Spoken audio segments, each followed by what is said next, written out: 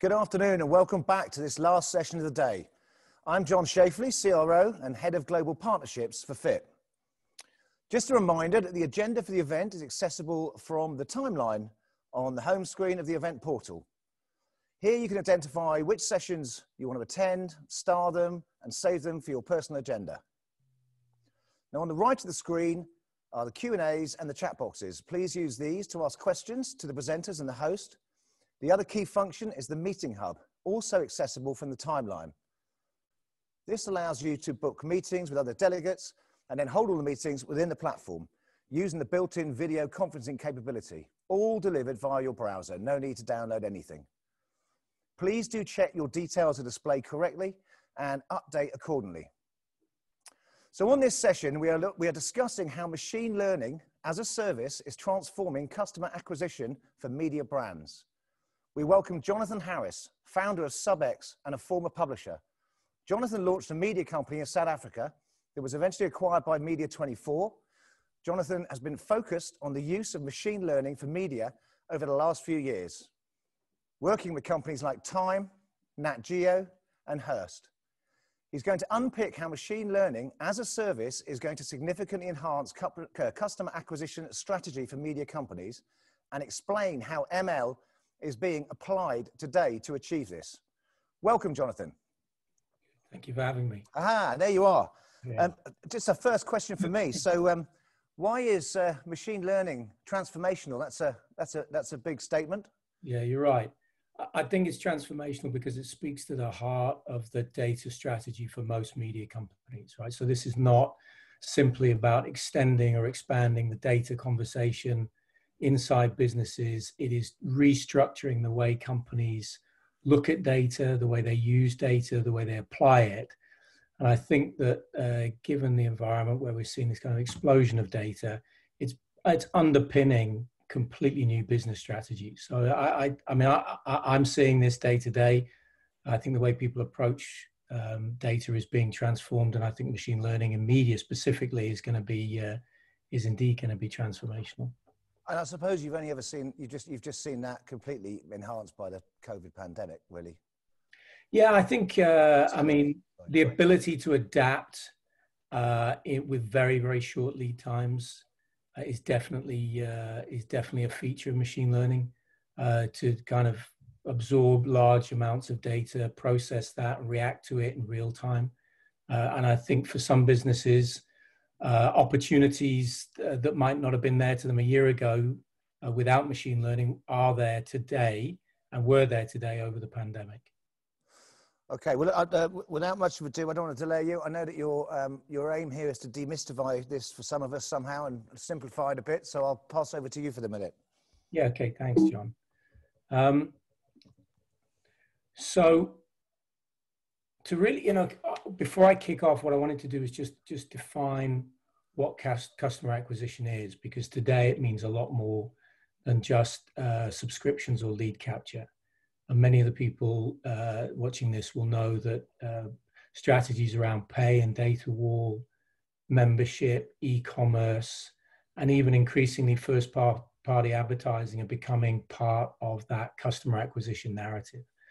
And indeed, things like checkout reacquisition also fall into that, a basket recovery. So I think the customer acquisition story is not one of just increasing subscriptions, but of increasing customers through different acquisition mechanisms, but all with the focus of turning what is anonymous traffic into identified and valuable traffic.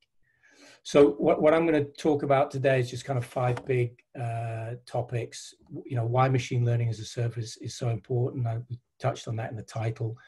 I'm going to dip into what are the basics of machine learning, but it's not going to be too geeky. But I think in order to understand, what machine learning does and how it applies to media, one has to understand kind of the basic principles. I'm going to look at some of the capabilities that are available now. I've also decided to throw in one publisher's journey that I think illustrates just how it changes the way businesses operate and think about data, and how that happens quite quickly when you start to understand how machine learning applies to businesses, both small and large. And then I'm also going to highlight two ML metrics that we use in our business, and I think just illustrate the whole focus of machine learning and why it actually applies to the sector. So when I was doing the research for this presentation, I came across a piece of, kind of a piece of research that jumped out at me from McKinsey. And one of the headlines was 9 out of 10 executives won't achieve their objectives or their scaling objectives without machine learning or, in fact, AI.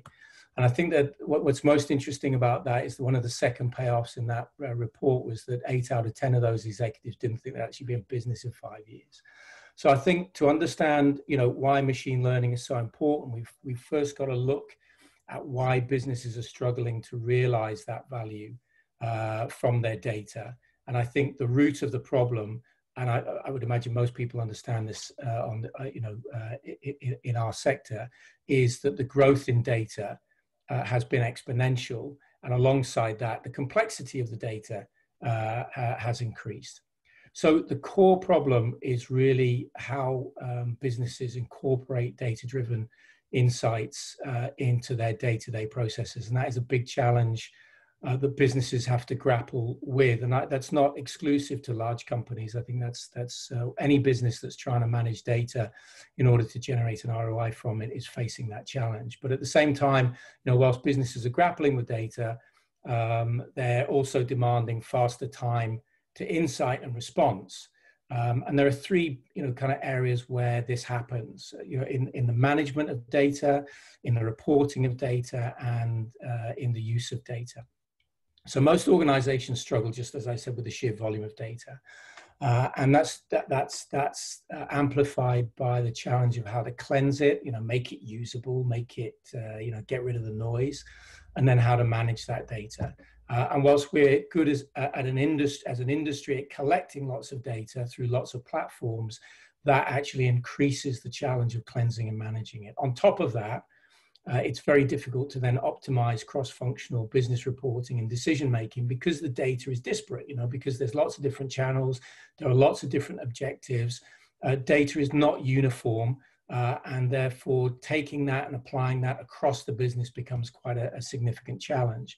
And then lastly, I think probably the major challenge, the biggest challenge of transforming that data and then presenting it in a format that's usable and actionable is what leaves businesses capturing only a fraction of the potential data from of the potential value from their data and analytics. So that becomes, the combination of those three factors, I think, present the core challenge. But actually what's interesting is that the problem is not just one of organizational challenges, it's team challenges as well. How do individuals, how do human beings extract that value? And actually it's pretty hard to do that. And the problem, again, is really split into three areas. People have to interpret and tell stories with data. And that's not easy for anyone who sat down in front of GA and tried to understand what insight to extract from it. That can be a significant challenge.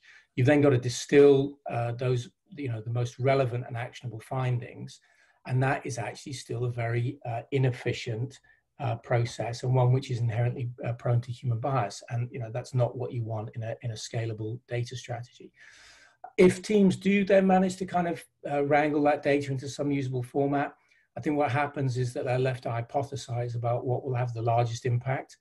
And then, just simply then having to put that into a to-do list and prioritize that, it decreases the value of that data as time passes. And then, time and resource constraints just mean people end up focused on what feature converts better than another, rather than things like the significance and causality of their decisions. Can you give us an example of that causality and significance, Jonathan? Yeah.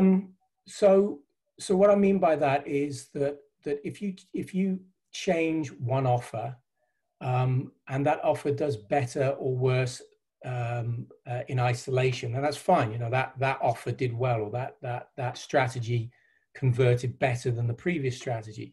But what you don't know is what other impact did it have elsewhere in your ecosystem. For example, if you change your lead capture strategy, does that then enhance your pay or registration wall strategy? And in fact, does that then have an impact elsewhere on your print subscription strategy? So significance and causality is really about the relationship between different strategies. And that is difficult to extract that data, but it's also difficult to react and coordinate those strategies without the help of machine learning. So what you're saying is you can't just look at, A/B testing and multivariate testing in isolation, because one thing that you test over here has a chain reaction elsewhere. Yeah, exactly right. So every journey is a sequence of actions. Every user that comes to the website has got a unique experience, not least of which their interests and their previous behaviors. So yeah, it is about the connection between one action and the other.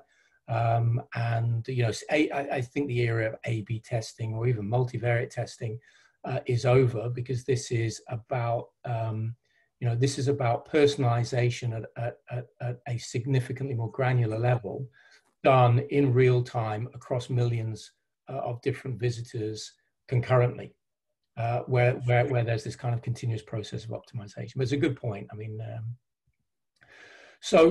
what's really interesting. I've been in the media sector for a long time, but the magazine sector is a great case in point, right? So today there is already an accelerating investment in data growth. There's new acquisition strategies that includes retention, lifetime value enhancement. There's product and partner marketing, new e-commerce revenue streams. It goes on and on and on. And moving customers from anonymous to high value requires a level of data expertise. Not to say that that's not present in businesses, but in order to scale that and generate the highest ROI from that, an ML-based strategy is really the only thing that can deliver that. And today, brand websites generate huge amounts of actionable data that is often hidden and can be used to build new revenues and new strategies. And I think at the heart of this, at the core of this, is that ML is no longer a nice to have. It's not that thing you take into the boardroom and it's fancy and it's new.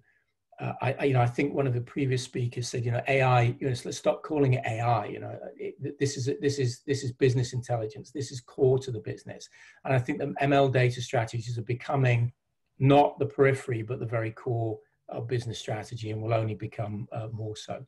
And machine learning as a service is interesting for one reason, in that it puts machine learning into the hands of businesses, big and small, at a fraction of the cost that it would take to implement this internally, and at much greater speed. And I think the key behind that is that the application of machine learning as a service should be no more taxing than using tools that people are using every day. So it makes it easier and cheaper to get your hands on the technology. You can productionize the machine learning to get that value out from your business today. And what it does is to mask the complexity of the technology and augment the capabilities of existing teams. So, teams are not getting any bigger. What they do need to become is far more productive, and machine learning as a service delivers that.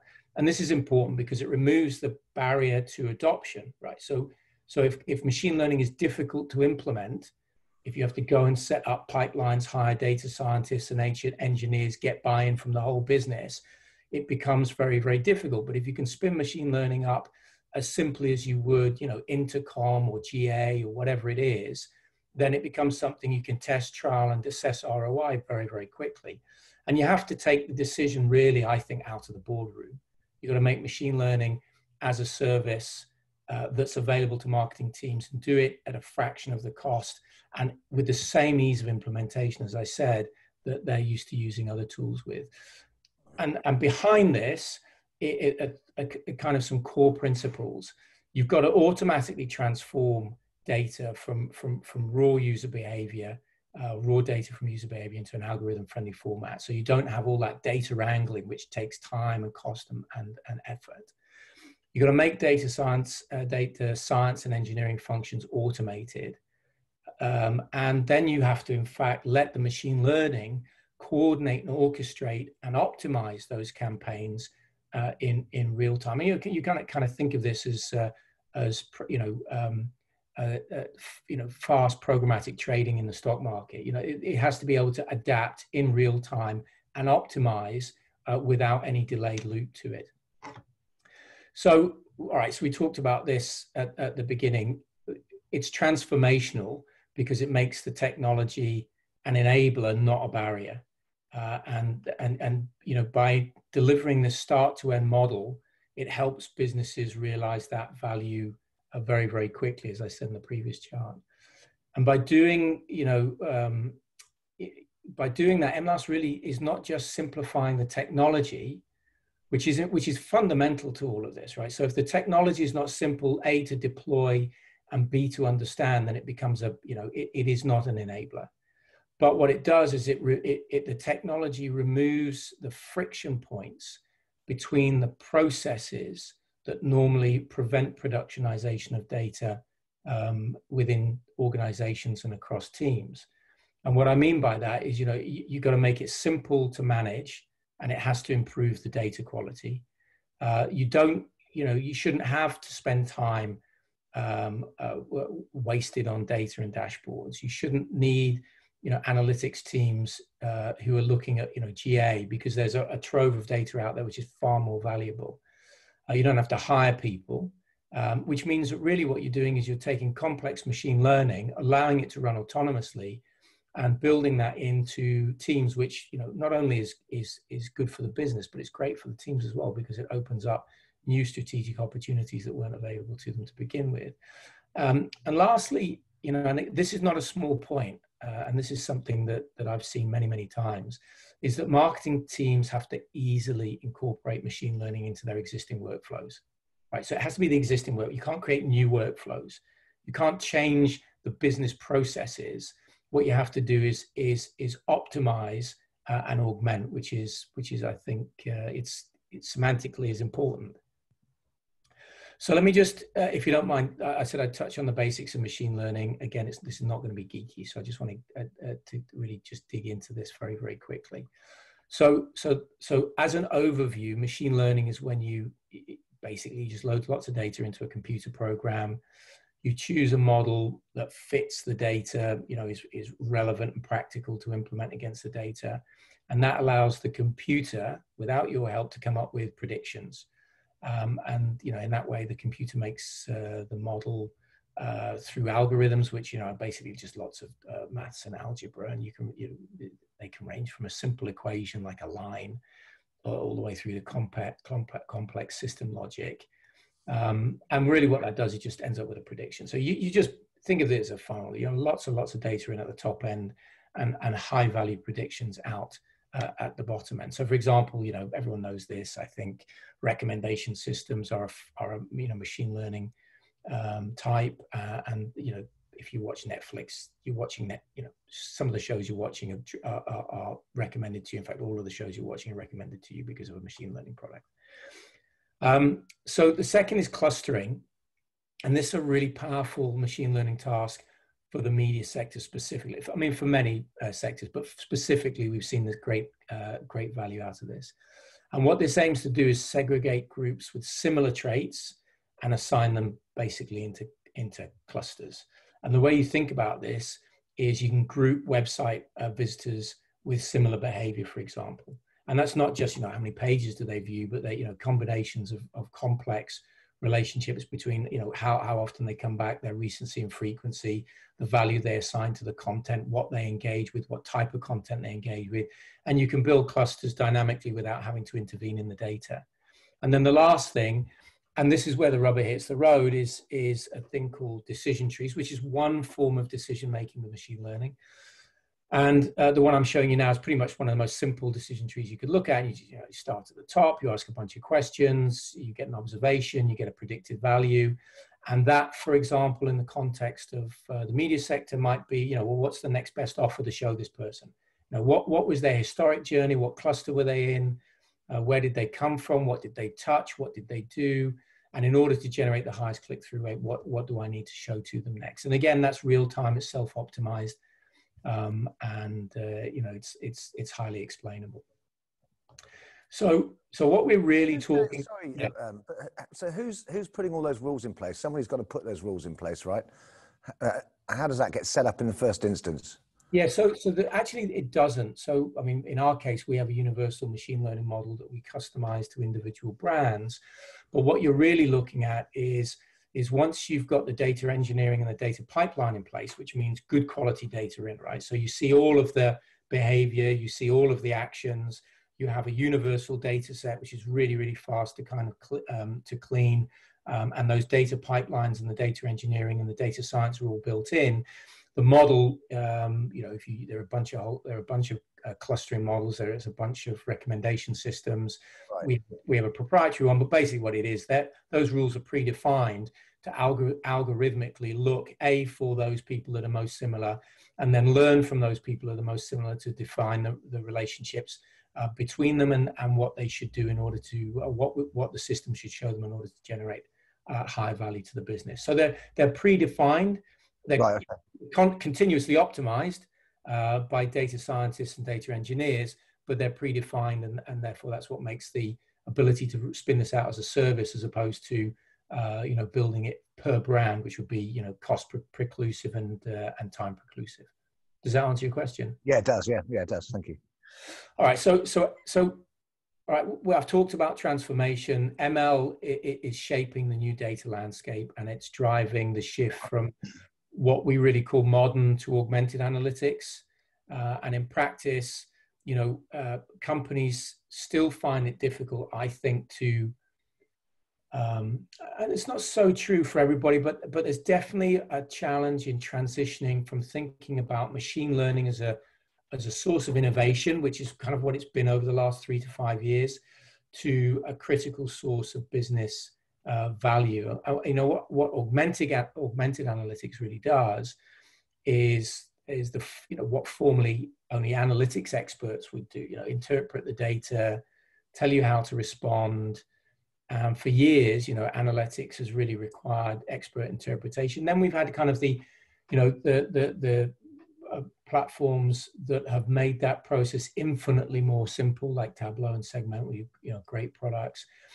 But nevertheless, you know, time and resource means that mining these complex data sets becomes really difficult. And, you know, the ultimate goal of augmented analytics is to revolutionize how businesses use data without having to hire, you know, data interpreters or, you know, who try and explain, but often guess at the meaning of it all. You know, I think for me, what's really, truly exciting about the possibility of augmented analytics is that as a customer acquisition tool, it's analyzing existing data sets. So that data is already there, right? Still being generated by websites and by, you know, by the e-commerce on these brand sites, and about pay and data walls and whatever customer acquisition strategy you're using. But it's analyzing untapped audiences for their potential as a source of profit. So you know, augmented is less time, greater efficiency, lower cost, better ROI. And quite simply, if you just look at the grid on the screen there, you know, on the left it's manual, and on the right it's not manual. And so, you know, data is being run by algorithms, and the predictions and the modeling is being run continuously. So I've got to keep taking my glasses on and off, so showing my age. So I just want to touch on the capabilities that are being used now.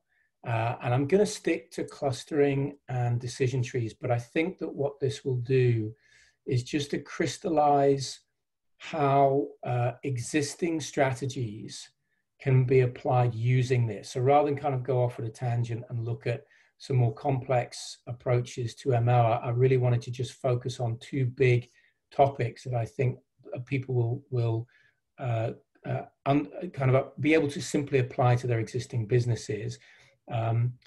And the first is recency, frequency, and value, right? So we borrowed this from the retail sector and applied it to the media sector with value replacing volume. You know, in the retail sector, it's recency, frequency, and volume. So there's a bit of tautology there. So for the, you know, for media, what you're doing is you're taking volume, replacing it with value, and that value is the value that a user places on web content.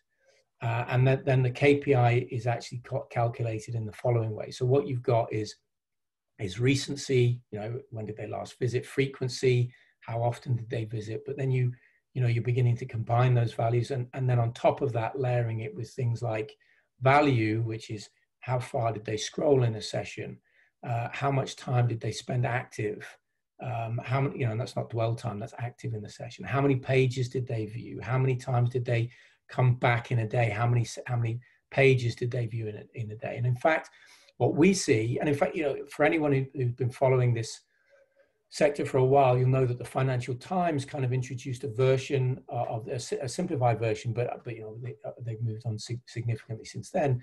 Back in the early days, which was the correlation between page views and churn rates.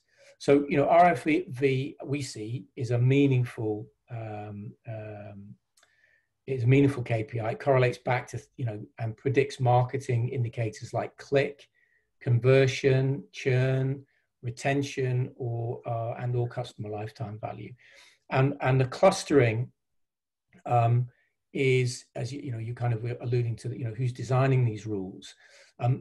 The models will look at each site individually, and a cluster of low, medium, or high engagement will be different for each brand. A news site, for example, will have a very, very different profile to a special interest gardening site. So each brand is different, and clustering adapts individually to each of those brands. Jonathan, through your work, have you got any high-level takeouts from media companies? Yeah, I think the greatest takeout for me, and I'm going to touch on this a little bit later, is that it becomes self-evident very, very quickly that single metrics like CTR, click-through rate, conversion rate, churn rate, i.e. for total audience, are broadly useless. Yeah. Because audiences are not homogeneous. And then when you start to layer things like, are they a subscriber, and what cluster do they fall into, and what is the next action in the customer acquisition journey that we want to take, is that what I find is that teams really, really quickly gravitate and grasp that and apply it in a very sophisticated way. Because let's not forget, marketing teams have been having to convert customers with relatively little data. So they're subscription marketing teams, customer acquisition teams, marketing teams in general in media companies are pretty sophisticated.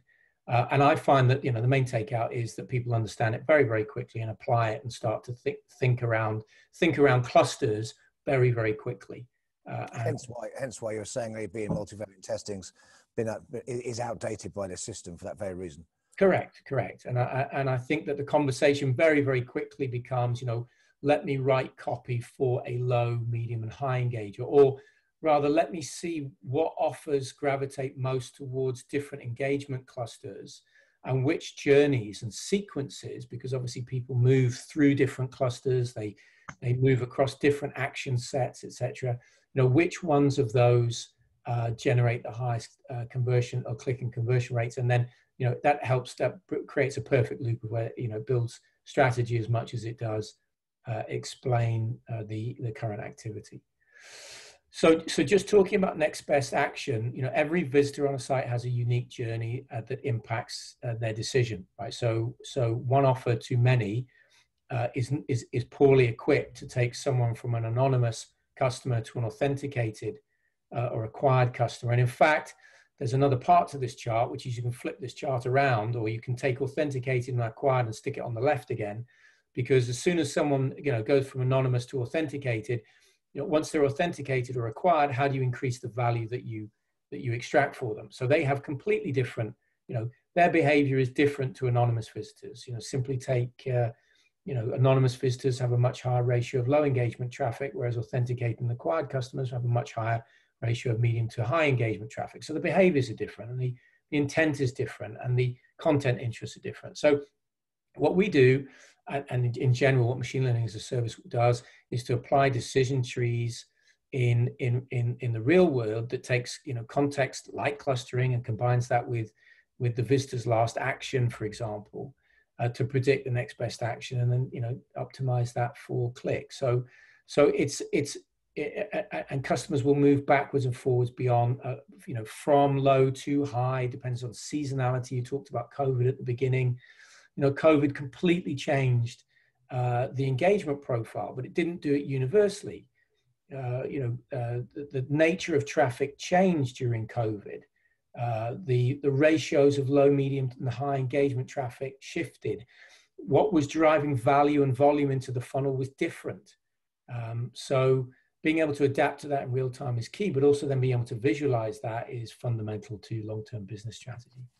I guess on the anonymous side, what you're really trying to do is to get that bit must be, sorry, my microphone's come off.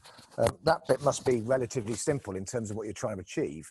You're just trying to get some level of engagement, whether that's a sign up to a newsletter or whatever that might be. Whereas at the other end, it's much more complex. Yeah. Yeah. So each stage in the acquisition journey is different. Capturing a lead is different to acquiring a subscription, but interestingly, I can tell you, one of the data points we look at a lot is of those people that are email subscribers, what is their click-through rate by cluster versus anonymous audiences that are not email subscribers. So what you see there is you can see anywhere from 3 to 10 times click-through rate. And to your point, your customer acquisition strategy is dependent on the status of the existing user, and you have to adapt to that. Right. Okay. So I mentioned this a couple of times. The whole process is continuous. It's real time. And these things are applied to each and every customer journey. And this is why I say that multivariate and A/B testing is by no means not valuable, but it doesn't reach the type of scale that we're talking about. So at every stage in the journey, you have to have this process, and this is just a simplification of it, where you're looking at the on-site behavior, you're looking at the last action taking, and you're then predicting what the next best action should be. So I just wanted to throw this in. We did a webinar a couple of months ago with a publisher, and I just thought, I haven't asked them to join, but just they gave me permission to kind of use this. But I just wanted to illustrate the journey that a publishing company can take. And what I've done is taken a smaller or a mid-sized publishing company with a decent number of brands, very, very sharp data team, and just to illustrate the kind of areas that they were looking at. And what we asked them was, what are the challenges faced around data before you started to use machine learning? And again, this reflects what we've talked about, what I've talked about. Harvesting data was a source, was really resource intensive. And although they have a clear idea about what their data strategy is at Chelsea, the resources today are just not available anywhere to spend huge amounts of time doing that. So lots and lots of manual processes, top level insights, valuable but not granular enough, and heavily reliant on opinion, and therefore inherently prone to that bias. So we also ask you, what are the benefits of that they see as using machine learning as a service? So clearly, and you get that from what I've talked about, user behavior at a much more granular level, and done in a way that doesn't require that heavy lift. I think, again, this is something I focus on because in my business, we have marketing teams that spend a lot of time mining data and less time than we'd like doing marketing. So marketing teams can focus on messaging, focus on tuning the strategy rather than having to focus on feature or channel only. The real-time evaluation of outcomes is obviously clear, and then this is a really good point, a better understanding of why. And I think this is something that's often missed in the machine learning conversation. That is that AI or AI-based machine learning should be explainable, right? So often we grapple with, what's the easiest way to explain something that's really, really complex. But visualization should be the focus. If it's not understood, if it's not understandable, if you can't see why performance is changing, then machine learning as a service may deliver greater value, but it creates one of those barriers within the workflow. And I think we've all seen, we all know that media companies are particularly slow adopters if they don't understand it, and tech companies quite often find it difficult getting to make decisions for that exact reason. They're not quite sure what they're buying, and if they do understand it, they want to look at the competitive landscape and so on and so on. So I think you're completely right with that. Yeah, and you know, that just comes from personal experience. You should be able to spin it up quickly and efficiently, and do that in a way that allows experimentation without high barriers to entry. It's just fundamental, and it should be owned by the marketing teams. We don't sell to CTOs. We sell to marketing teams. This is a tool that marketing teams should own. They should own the data engineering and the data science. So, the last couple of points were really, for me, crystallized the value of the business, or machine learning as a service to medium-sized publishers, able to accelerate through the early phases of the data roadmap. And that's fundamental today. What you don't want to be doing is playing catch up with data stories.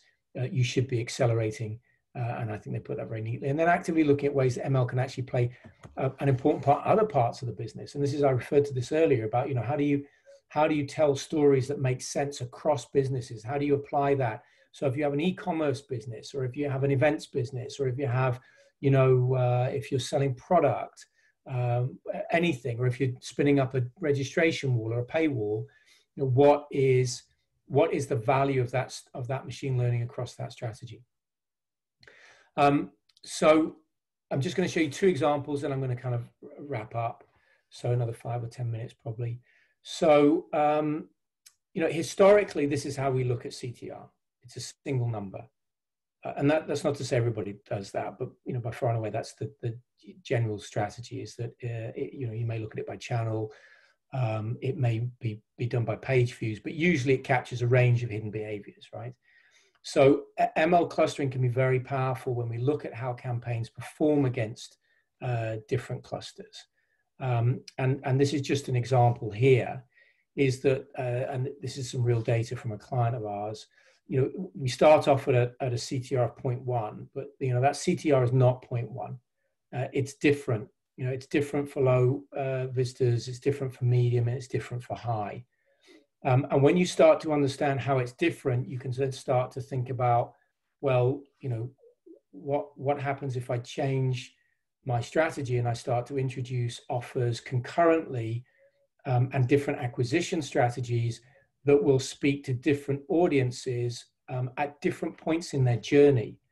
And this is what it begins to look like. So when you combine clustering with decisions like next best action, it's possible to optimize the click rate by the cluster. And this is an example that, you can go from fairly modest multiples.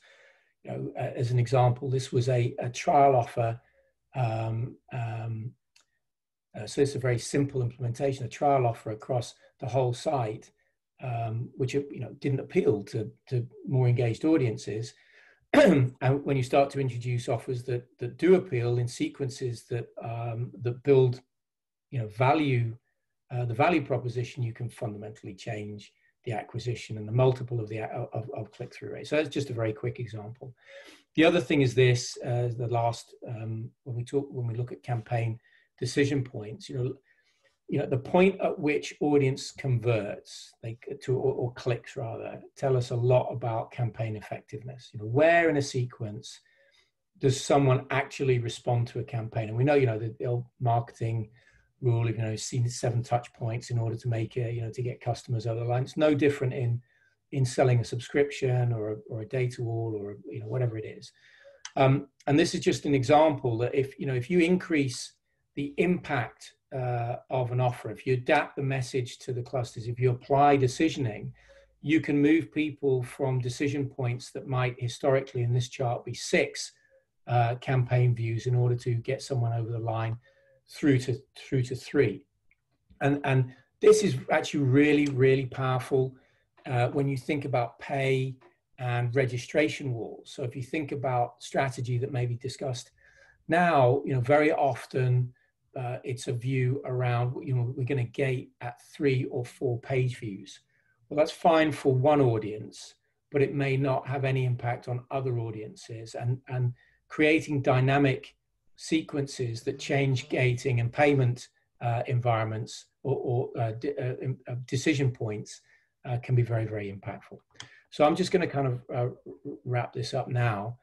You know, the industry is beginning, I think, to move away from the current way of doing business, you know, where teams on the left are required to kind of manage multiple different platforms, ESPs, you know, the website, the subscriber database, you know, DMPs, that kind of stuff, to an approach where, you know, users become kind of a set of dimensions on the right-hand side. You know, they used to build specific journeys without human intervention. So on the right-hand side, you can see that instead of having this kind of disparate journey, you've got every user, you know, are they a newsletter subscriber? Are they a print subscriber? Are they logged in? Did they come from Facebook? Are they a category, you know, what content are they on? Did they lapse? Did they drop off in the funnel? What's their RFV? What was the last action they took? And therefore you can build data journeys, importantly, using first-party data, you know, not that, you know, we're not, it's high quality, highly efficient, you know, value-driven relationships with customers of consent, you know, consented journeys to build profiles that are infinitely more valuable to the business. And really, just to kind of summarize, the job of machine learning at its root is to inform and action decision-making quickly and bring, you know, that visibility into how the business is performing front and center, and do that without delay and without additional, you know, significant cost. The cost of, you know, I think the cost of not having this is unchecked hunches, you know, wasted money on marketing campaigns and blind spots in the strategy. And you know, there is an accumulated cost of data and of organizational and team challenges, right? So that builds up over time, and it negatively impacts on a company's bottom line. So without ML, there is not only lost opportunity, but there is actually real cost accruing to the business. And just, you know, the final plug for us, you know, we work with some businesses that have embraced this strategy, and I think doing a remarkable job of accelerating their strategies.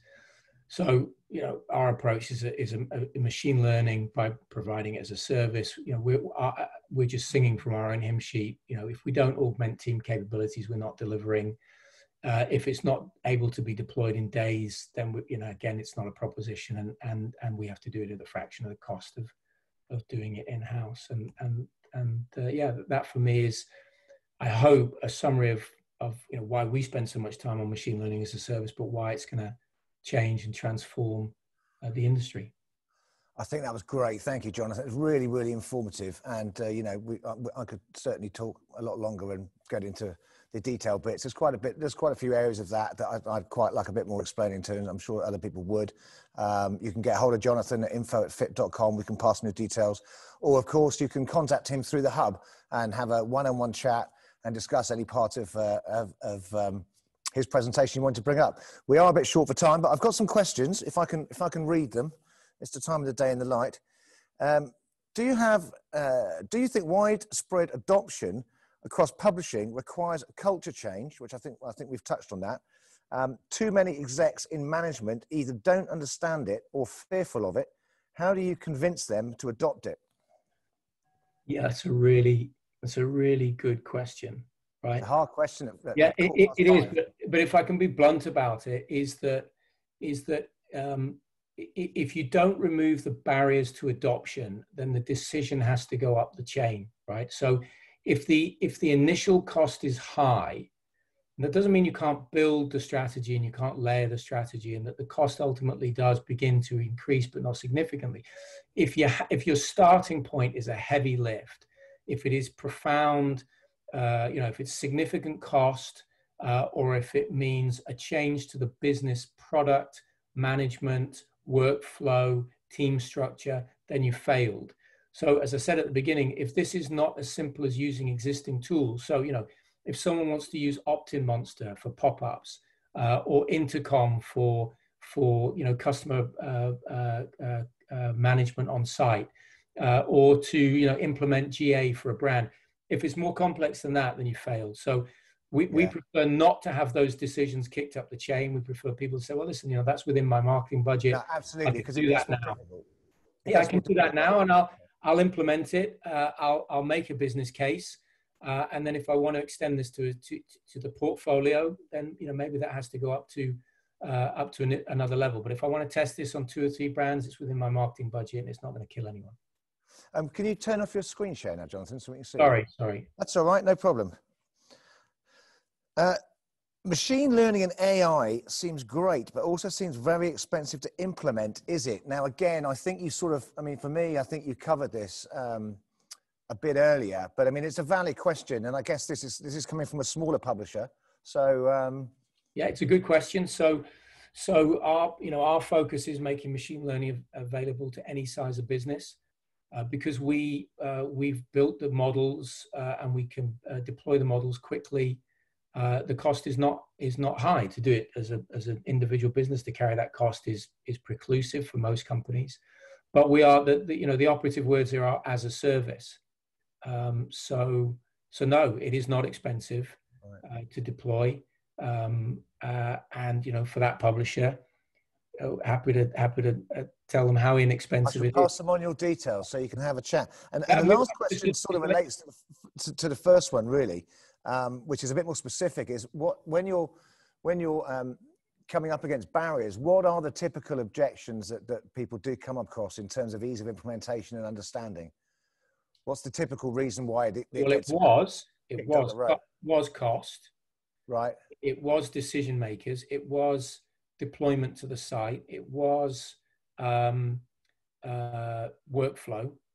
And all of those things are gone. We worked over the last 2 years there are no barriers, and that's not to be glib about it. That we've worked very hard, and I think other vendors in the sector, maybe not in media, are working very, very hard to make machine learning as a service, as opposed to deploying machine learning and AI, and that's the differentiator. Yeah. Okay, look, that's been great. It's been really, really good. And as I said, you can contact Jonathan through the meeting hub. Just a few housekeeping. We'd please like you to fill in the survey. And as James said earlier, and I'm just going to echo it and steal his line, please give Jonathan and I both 5. The platform is open 24/7 for meetings. So we don't have to be here. You can meet anybody. You can arrange to see them in any time zone whenever you want. We'll see you at 10:45 British Summer Time tomorrow, which is effectively almost a full day of digital subscriptions. So I'm sure Jonathan will be watching, and that'll be very, very interesting as well. Thanks again for your time and effort. It's been really good, and we will see you soon. And thanks everyone for watching. Cheers. Cheers. Bye.